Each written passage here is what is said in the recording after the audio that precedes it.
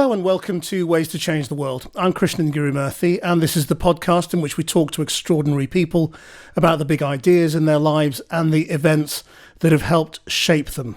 My guest this week has certainly contributed to changing the world in a really big way. She was one of the leading advocates and voices of the Brexit campaign. In a relatively short parliamentary career, she only came into Parliament in 2010. She's already been in 2 cabinets. She's resigned once. She's been sacked once. And now back on the backbenches, she has led a big review of how to make life better for children in the first 2 years of their lives. She also ran twice to be leader of the Conservative Party, and that would have made her Prime Minister at the time. So Andrea Leadsom, welcome to Ways to Change the World. Thank you. You had a really successful life. You were born in Buckinghamshire, school in Kent, grammar school, university in Warwick, went into banking, married with 3 children. You know, you could have earned a huge amount of money, I'm sure, and had a very nice life. Why did you go into Parliament? Well, I was 13 when I decided to become an MP. And the reason for that was because around that time was the Cold War, when the USA and the USSR, as it was then, had nuclear weapons pointing at each other. And it used to terrify me. We used to get public service notices from the government saying what to do in the event of a nuclear war, how to tape up your windows, build a nuclear air raid shelter, etc. And I thought if I became an MP, I could save the world from a nuclear war, and so far it's worked. Yeah, I mean, we're not dissimilar in age, and I really remember those days where you genuinely were afraid. These images of what a nuclear war would mean were terrifying, weren't they? They really were. It is extraordinary. I mean, literally in those days, it was, for me, I think, a bit like for many young people today with their fears over global climate change, that actually these adults are just going to do something stupid and the world is going to end and we're all going to die. And I know young people do worry desperately about climate change in the same way I worried about a nuclear holocaust. So I was one of 3 sisters, one older, one younger, and we used to make nuclear shelters out of the cushions on the sofas from time to time. But it really was quite an obsession with us, really, for a period. So did you want disarmament? I mean, because obviously those were the days of Margaret Thatcher and Ronald Reagan, and we were living in a Conservative government. So were you afraid of what they were doing? I was very afraid. And at my girls' grammar school, the teaching staff, very often themselves women, often not married, and therefore very focused educationalists, with that was their absolute priority, was getting these young minds to focus on changing the world. And so when I said, well, I want to become an MP because I want to prevent nuclear war. So I remember my headmistress, I was 13 when I said it, but when I was 16, she said to me, you need to hold a debate on nuclear disarmament. So we had a schools debate with about 12 schools in the local area.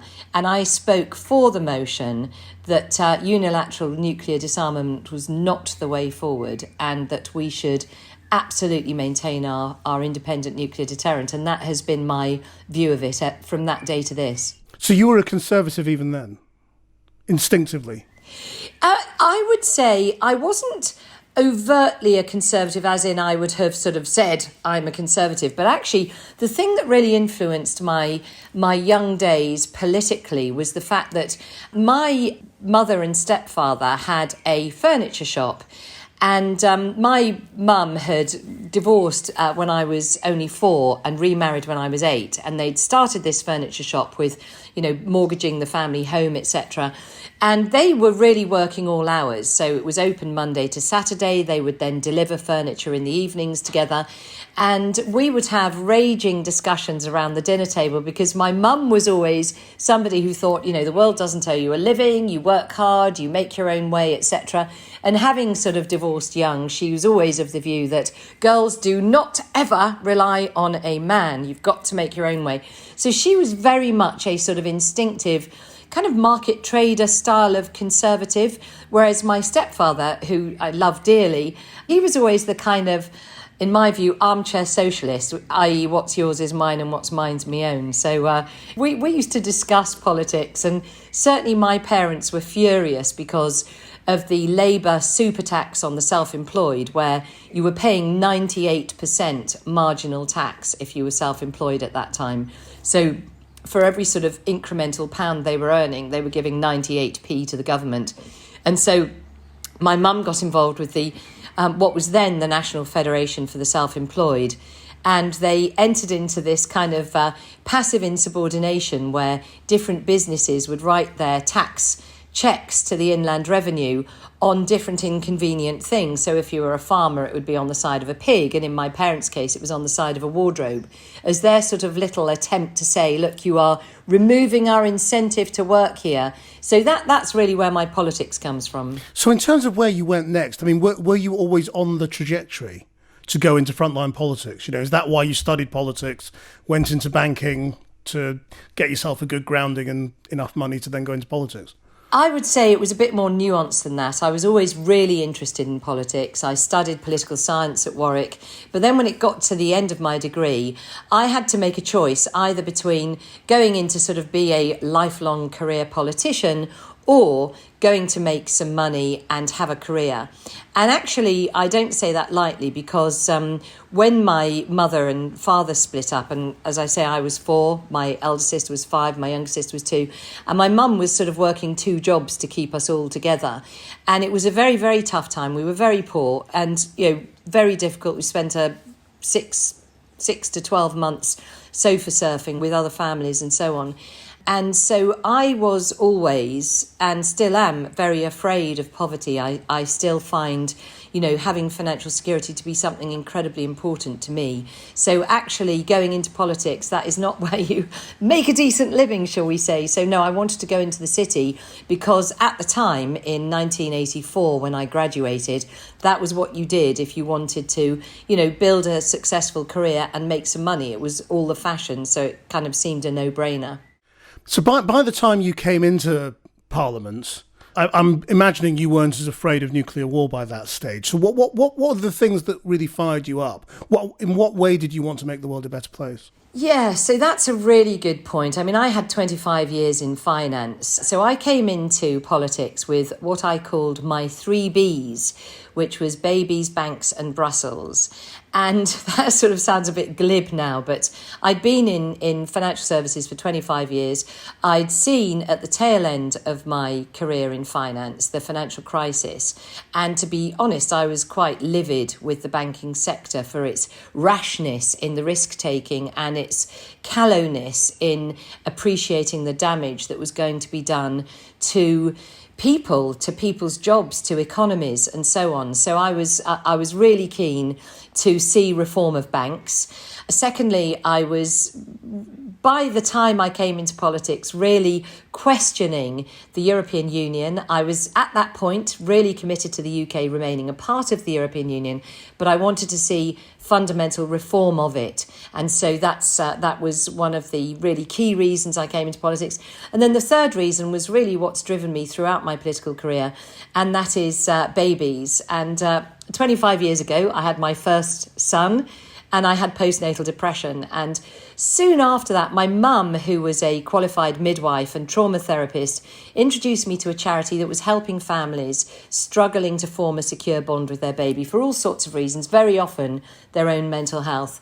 And it seemed to me that the period from conception to the age of 2, which is when most of the lifelong emotional and physical blocks of health for an infant are laid down, that we needed to do more as a society to really help support families in that critical, what we call the 1,001 days. And so those were really the 3 things that were driving me in politics to begin with.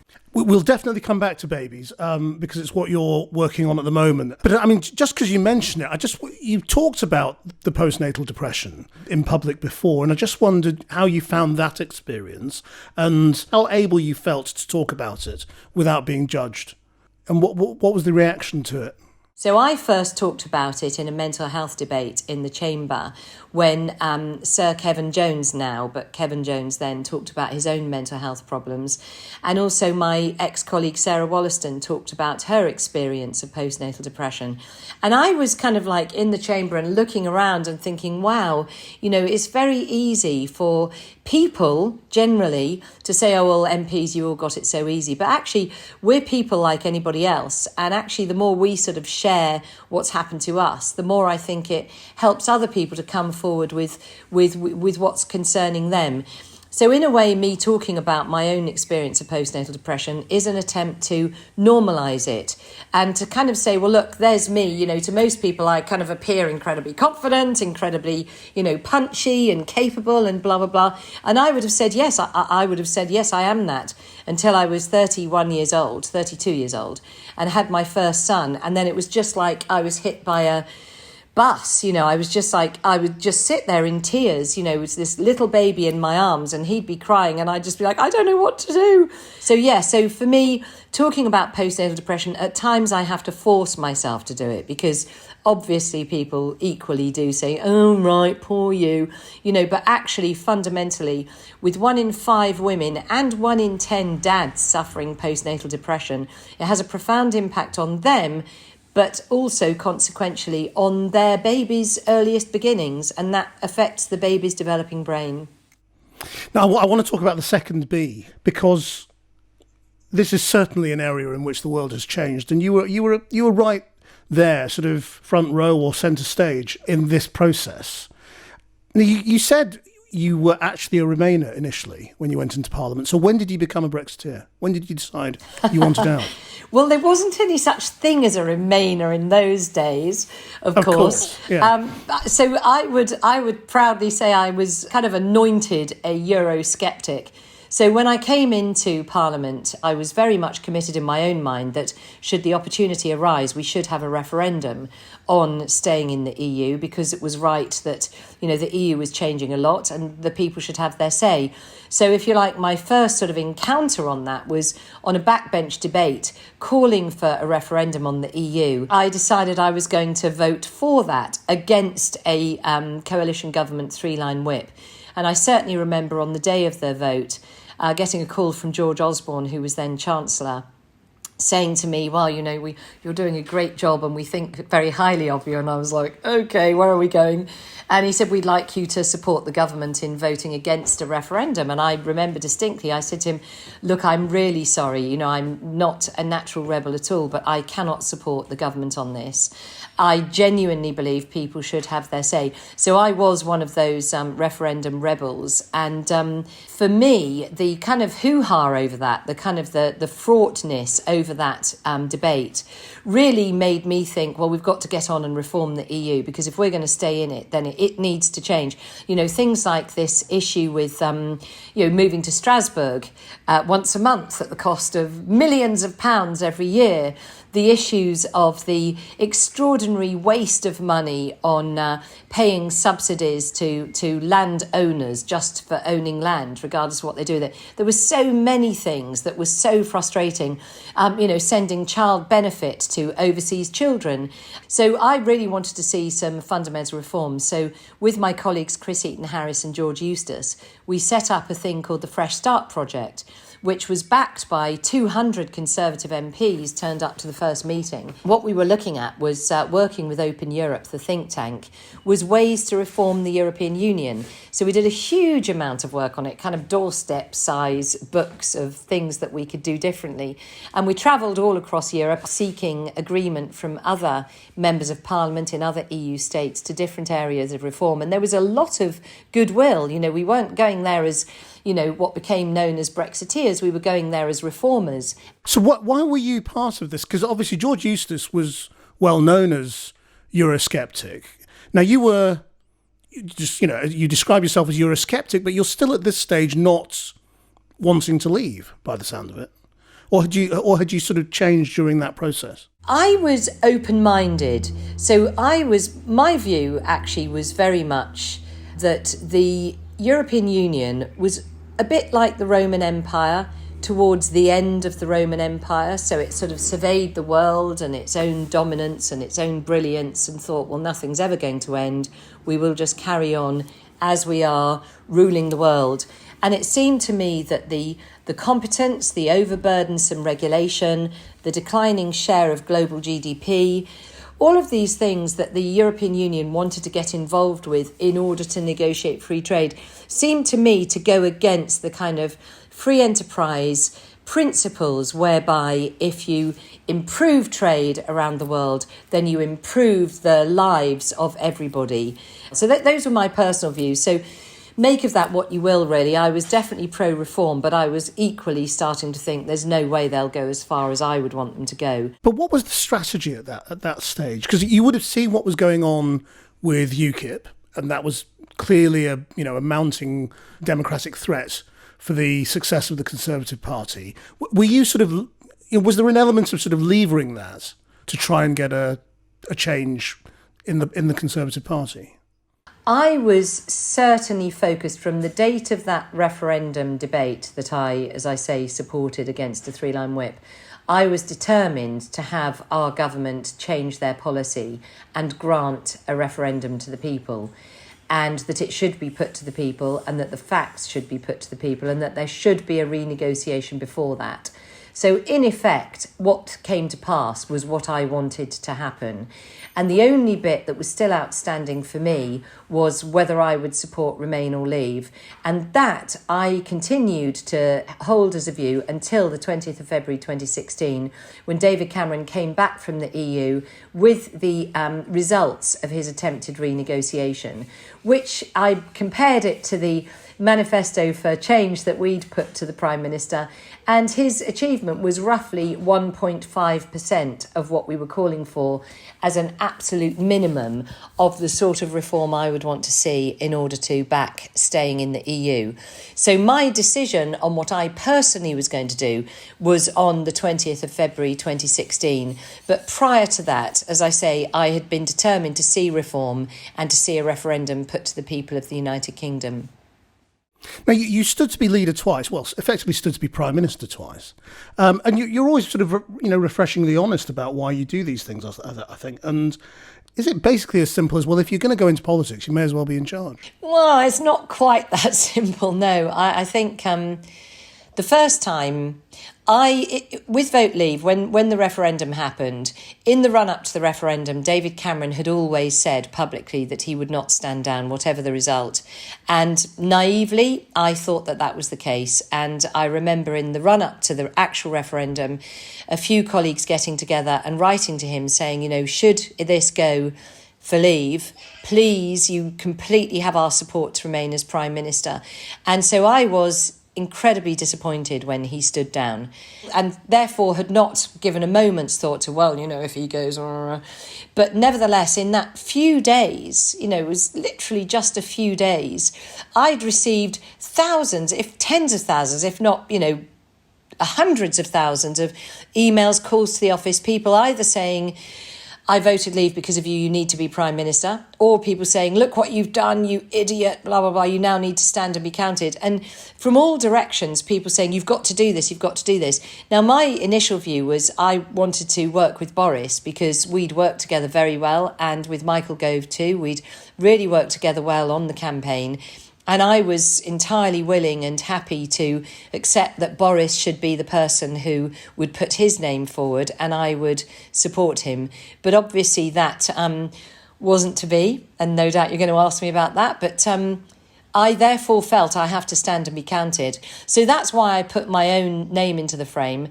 And then the reason I withdrew is quite simple, actually. Everyone says, it was that interview. No, that wasn't anything to do with it. I mean, what a, The Times interview we're talking about. Yeah, the Times interview, yeah. Yeah, which was the one that, well, we'll come back to it later, but carry on. So the reason I withdrew is because the day I heard I'd come second, I was travelling back to Northampton because I was doing a big fundraiser with a certain Boris Johnson, who, of course, as we know, had just withdrawn, and I'd just come second. So it was a bit of a extraordinary day. It was also my husband's 50th birthday, so we were on the train together going back to Northampton, and the call came in from Sir Graham Brady, chairman of the 1922, "You've come second." And I took a deep breath and was great. Well, that's just fantastic. What happens now? And he said, well, there's going to be a 9-week leadership campaign. And I said to him, well, no, we can't have 9 weeks. You know, the markets are absolutely in turmoil. You know, people are going round in circles. The rage is just extraordinary. We can't possibly have a 9-week campaign. Can we make it 3 or 4 weeks? And he said to me, no, the decision's been taken by the current Prime Minister and the party chairman. They want it to be 9 weeks. And I was like, well, we'll be in a recession. And Sir Graham was like, well, you know, the decision's taken. And I said to him then and there, well, then I just don't think I can go through with it. I genuinely do not think that it's in the country's interests to have a 9-week leadership campaign, because if I won, I only had a quarter of the MPs supporting me, and already some were starting to say, well, I'll resign, you know, if Leadsom gets it, blah, blah, blah. And of course, under our party rules, if you have 100 people who no confidence you're back into leadership campaign territory again. So I could just think, you know, if I won after 9 weeks, I don't have the support of the MPs and I could be immediately no confidence.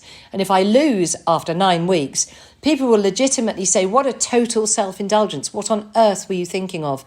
So it just seemed to me I needed to withdraw. How surprised were you when Michael Gove turned on Boris Johnson? Horrified. Absolutely gobsmacked. And totally you couldn't believe it had happened. Couldn't believe it. I think I was on Radio 5 Live or something talking about having put my papers in, I think, the night before. I mean, all the time sort of goes into a bit of a bubble. So then they said, breaking news, Boris Johnson has just announced he's not going to stand. How do you feel? And I was like, oh, what? You know, I was just absolutely astonished. And of course, because I was already so incredibly busy with the kind of preparations for a leadership campaign with the toughest electorate in the world, i.e. the Conservative Party, I was not kind of watching the media blow by blow. So I'd missed the fact that, I'd seen it on Twitter, but I hadn't kind of seen the ins and outs of what Boris had said because I was live on air myself. So I was absolutely astonished and shocked, actually. And can you explain then how they end up being back so close politically? And you know, do you trust it? So Michael is extremely effective an operator. I mean, as a kind of a COO, a sort of chief operating officer, he is very good. He's very good at sort of pulling threads together. Really smart guy. You know, I kind of worked very effectively with Michael in Theresa May's government. And so, you know, I have great regard for his ability. But yeah, I guess, you know, there is a part of me, I mean, it is their business, but there is a part of me that is amazed that Boris would not only have him back, but also rely on him as heavily as he does. Just to come back to that Times interview, I mean, just to remind people who don't remember, you did an interview with Rachel Sylvester, I think, at the Times, and the headline of that ended up being to the effect, you know, Andrea Leadsom believes she'll make a better leader because she's been a mother and Theresa May hasn't. First of all, I mean, do you think that that's straightforwardly wrong? Yes, I do. I think that the interview was incredibly stupidly done by me, naively done at best, and I deeply regret it. And I also believe that the way it was portrayed neither reflected what I was saying, although I absolutely acknowledge that the bit of the transcript that was played publicly suggests otherwise, but it certainly doesn't reflect my view. So what were you saying? I mean, what were you trying to convey? I wasn't actually trying to convey anything at the time. I went into this interview absolutely exhausted. I had had a week of 24/7 calls and speeches and rushing around. And, you know, if you're standing to be Prime Minister, I completely take that on the chin. There's no excuse of being exhausted. But I tried to pull out of that interview and another one I was doing with Alison Pearson because I was quite genuinely exhausted. And I was absolutely urged by my media advisors that I should carry on with it because these were get to know you. These were going to be sort of, who's Andrea Leadsom sort of interviews. And so I agreed to go ahead, but rather than coming back into London, because I'd come home to Northamptonshire, agreed to meet and have those discussions in Milton Keynes, which is where the train station is. And the one with Rachel Sylvester, very stupidly on my part, took place in Costa Coffee in Milton Keynes, and I didn't record it. So that's why I say really stupidly and really naively. So, it was a very, she very... Did. She did. That was the point. Yeah. I mean, that they released the recording of you. Yeah, that's right. So it was a discussion about everything, ranging from pretty much a conversation like the one we're having now, and then it sort of turned to, so do you think, that all of the points you've just raised and the headline and so on, which I'm never going to have come out of my lips again, but it was a series of asking the same question several times in different ways. And of course, if I hadn't been naive and frankly inexperienced, then I would have seen that this was asking me too many times. Why do you keep asking me the same question? And I didn't see that. So do you think you were pushed into saying something you didn't mean?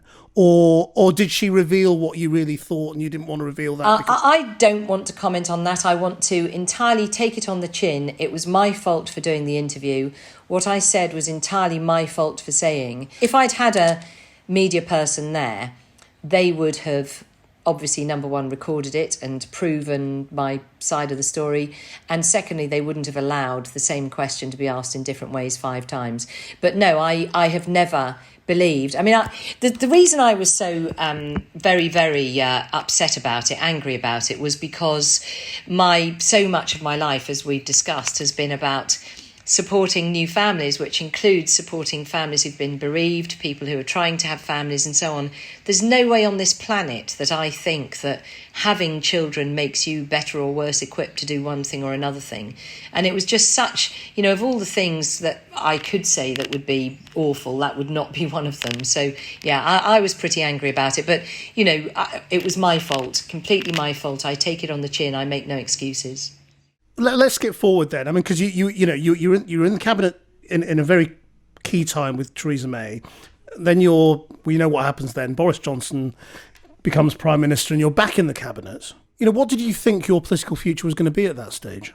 I mean, first of all, I'd just like to say that in withdrawing from the leadership in 2016 and calling Theresa May to explain that to her with half an hour's notice, I did promise her on the phone that I would absolutely pull out all the stops to help her deliver Brexit. I mean, first thing I said to her is, will you deliver Brexit? Yes, she said. And I said to her, well, I will do everything I possibly can to help you do that. And so that next 2 years, that was what I was doing was, and lots of Brexiteers were utterly enraged, saying, why aren't you resigning? Everyone else who was a Brexiteer is resigning. What's wrong with you? But bottom line was, it was still what Theresa May was offering was Brexit, and I was determined to help her deliver that. So if you like, when eventually it reached the point where I had to resign because I was being asked as leader of the Commons to introduce a bill that had within it, the potential for a second referendum, and I couldn't, in all conscience, say, that's still Brexit. My concern was that it would become inevitable, that we would have a second referendum and we would lose Brexit. So I just wasn't prepared to do that. That's why I resigned. And as we know, within a couple of days, Theresa also resigned. So then, of course, I had, for the previous several months, been working on the fact that because we knew Theresa was going. And so I had a team to prepare my own leadership campaigns. So fast forward to then when my own leadership campaign failed pretty spectacularly in the first round, I was absolutely clear Boris was definitely, other than me, was going to be my absolute choice to be Prime Minister, and it was definitely kind of like his time had come. So I was very, very supportive of Boris and delighted to be in his government, and really, getting Brexit done was a fabulous top priority. And so, I campaigned all around the country on getting Boris in that general election to have a big majority. And it was so exciting when he did. It was just fabulous news. Why do you think he got rid of you then? I mean, that is a question for him. I mean, I think, the way I see it, politics is a great game of snakes and ladders. And all through politics, there are imponderables. I guess I have enough self-esteem to think I was actually doing a very good job. But at the same time, I'd had several run-ins, particularly with Dominic Cummings and also with Lee Kane, on things ranging from sort of state aid to continued contributions to the European Space Agency, the various corporate actions, some work that Dominic wanted on corporate governance that I didn't agree with, and you argue with him at your peril, I think, and possibly it was that, I don't know. But at the same time, any Prime Minister always has to weigh up, the competing needs for different, parts of that chessboard or that snakes and ladders board to be moved around. And so it may well be that there were other people who needed his attention, and he felt that I'd kind of had 6 years in government. And, it's just impossible for me to say, to be honest. The approach towards politics of sort of being snakes and ladders it takes an awful lot of resilience, doesn't it? And it sounds like a lot of people in your position now might think, well, that's it, my political career's over, I'm at the end of it, I'm sort of now a backbencher and that's it. You clearly don't. Going back to your title again, ways to change the world. There are so many ways in politics to change the world. Certainly, had you been asking me this a year ago, I was hurting. There's no doubt. I mean, I don't want to sort of underplay the fact I was deeply hurt. It was not a good time. So if we were having this conversation a year ago, you might have had a slightly different answer from me.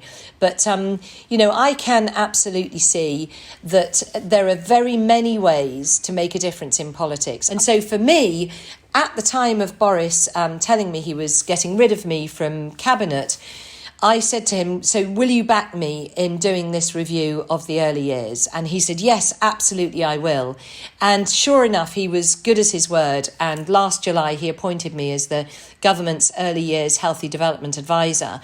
And I've been chairing a project with civil servants to look at better support for families in that 1,001 critical days, the period from conception to the age of 2.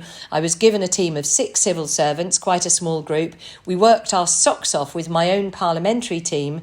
We put together this recommendation with lots of help from the sector, from practitioners and charities and so on. And in March this year, Boris and I launched it together. And Boris has given it his full backing. And not only that, but it is already government policy. So I'm now chairing the implementation with a team of 25 civil servants sitting in health. So I'm still a backbencher, but the Prime Minister has given me his endorsement to implement the action areas. And I believe, and many, many people believe, this will transform the support we give to the very youngest, and with all of the knock-on effect that will have in their school readiness, their happiness, their physical health, their ability to hold down a job, to have good, strong relationships themselves and to be good parents themselves. So I think this is just the greatest honour that I'm doing this. So I can't complain. So what is going to change? In short, what parents will notice is different, and this is speaking for England. I want to work in this next year of the implementation with the devolved administrations to share best practice, but I'm speaking for England now. So parents will, going forward, receive a joined up set of policies for the early years, for that period from conception to age of 2, which will be communicated to them within their local area. And that will be a universal set, which will include midwifery, health visiting, mental health support and breastfeeding support at an absolute minimum. And then in addition, a set of universal plus services that could include everything from smoking cessation to domestic violence reduction to transport in rural areas to debt advice, couple counselling, you name it. So that will be communicated to parents. So instead of it just being, oh, I'm pregnant, where do I go now kind of thing, it'll be much, much clearer. So parents will really notice that. Secondly, is the concept of family hubs, both physical and virtual. Now, lots of people say, oh, what about Sure Starts? Well, we can talk about Sure Starts, but family hubs, the concept of them is to be a welcoming, open access, so you can drop in, which you very much can't do with Sure Starts, universal, so anyone with children can go there, which you often can't do with Sure Starts. But in addition, there will be virtual versions of that, because what we've learnt during the COVID lockdown is for so many parents actually being able to Zoom the health visitor rather than make an appointment for 3 weeks hence type of thing has been invaluable. And then the third thing is we are creating a digital version of the Red Book, which is this plastic red book that you currently get paper-based with every new birth, that in it's got the circumference of the baby's head and the weight for the first at least couple of months until everyone gets bored of it. So the digital version of the red book will transform the join up. And how much of a difference do you think the last year has made to the plan, if you like, in that you're going to have a lot of young families affected by the economic impact of COVID, losing part-time work, short-term work, and probably just living on a lot less money. And that can affect housing and all of those other things as well. My great worry is that it will have divided even further the haves and the have-nots, and nowhere is that more profound than with new families. Because if you are, in a high-rise with no outside space of your own, with a toddler and a new baby, and maybe no partner, or maybe a violent partner, or a partner who's just lost their job, etc., versus somebody who's, in the countryside with a garden and potentially, a loving, supportive partner, even where they've lost their jobs, frankly, that divide, the pressures are going to be exponentially greater on those who are really struggling. And of course, in the lockdown period, you couldn't have mum and dad round, you couldn't even have, your neighbours, you couldn't do kid swaps where you might mind someone's baby in return for them minding yours once in a while. None of that could happen. So people have been really put under pressure. So actually recovering their mental health, but also learning some of the lessons about, for example, how important online support became to some of those people. But actually, yes, you're exactly right. The whole levelling up agenda has taken on a new significance. And what do you say to those people who say this Conservative government isn't behaving very Conservative? Well, I get that. I mean, I'm a fiscal Conservative. My eyes are watering at the prospect of the amount of debt we are taking on in order to be able to pay for the costs of the pandemic. And there is no doubt that we are, the day of reckoning is coming where we're going to have to start sorting out our fiscal position. And I think even the biggest advocates of the kind of magic money tree would agree that this level of debt it's significantly bigger than in the financial crisis. Now, obviously, what we're all counting on and hoping for, but without the certainty, is a massive COVID bounce back. We know that lots of people have not been able to spend their savings. We've kind of had enforced savings during lockdown because we couldn't go to the pictures, we couldn't go to the football, etc. So for many people, they're looking to go out and spend some money. That has the consequence of potential inflation, and that in itself is a worry because then you get sort of wage inflation as well, and that leaves people to be worse off. Potentially it rises the cost of rent and mortgages and so on. So there are all kinds of question marks hanging over the future. But in answer to people who say the Conservatives aren't behaving in a Conservative-like way, I actually think it has been the most extraordinary, generous and supportive offer for the nation, and not without its risks, which I think I've just highlighted, but definitely overall, the people who've been in contact with me, and it's something like 23,000 of them in the last year alone, with businesses, with their personal situation, with the fact that their mum can't get her groceries, that they couldn't get their medication, that their business was collapsing, etc., etc. People have said on the whole they think the government's done the right thing with furloughing, with bounce back loans, with CBILS, with the arms around those who were shielding and delivering them food parcels and so on. So I feel that we did the right thing at the time, and the next challenge is going to be how on earth do we get ourselves out of this mess? So when you you kind of answered this in a way already, but as you sort of look forward, you've still got an awful lot of political career to live if you want it. Could you yet run a third time for the leadership? Could there be a third time lucky? I mean, it's one of those things that you should never answer. I mean, at the moment I am really happy doing Why not? what I'm... Well, basically because if I was to crystal ball gaze now, which I stalwartly refuse to do during the EU referendum debates, and so by rights I should refuse to do now, but if I were to crystal ball gaze, I would say that the Conservatives, with a big majority and doing some really good things on everything from climate change to levelling up to supporting people during the pandemic, etc., have a long way to go, and with Boris Johnson as the Prime Minister, and that is fantastic. But what I'm just saying is that things can change, and if they did change, then I would obviously have to think again. But at the moment, if I were crystal ball gazing, that's the scenario that I see. And if you could change the world in any way, just wave a magic wand, what would you do? I would quite simply give every baby the best start for life. And I genuinely believe if every baby was in a secure and loved environment, then our society would be transformed for the better. And the knock-on of that would be extraordinary for our country and for our world. Andrea Leadsom, thank you very much indeed for sharing your ways to change the world and talking about a very, very interesting career. I hope we'll have another one of these in a few years' time. Thanks very much. It's been great to be here. Our producer is Rachel Evans, and you can watch all of these interviews on the Channel 4 News YouTube channel. Until next time, bye-bye.